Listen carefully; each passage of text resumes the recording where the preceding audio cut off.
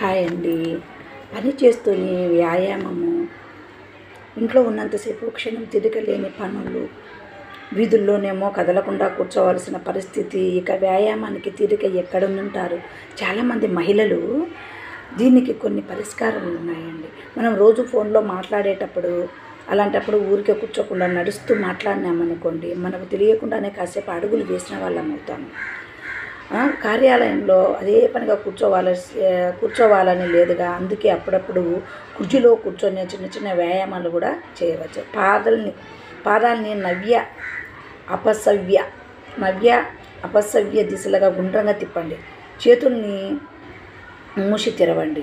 అటు ఇటు తిప్పడము, పైకెత్తడం వంటివి చేయాలి. వీలైనంత వరకు మెట్లెక్కేందుకు కూడా ప్రాధాన్యం ఇవ్వండి. ఇంట్లో కూడా టీవీ చూస్తున్నప్పుడు కదలకుండా కూర్చోవాలని లేదు, చిన్న చిన్న ఆసనాలను వేస్తూనే టీవీ చూడవచ్చు.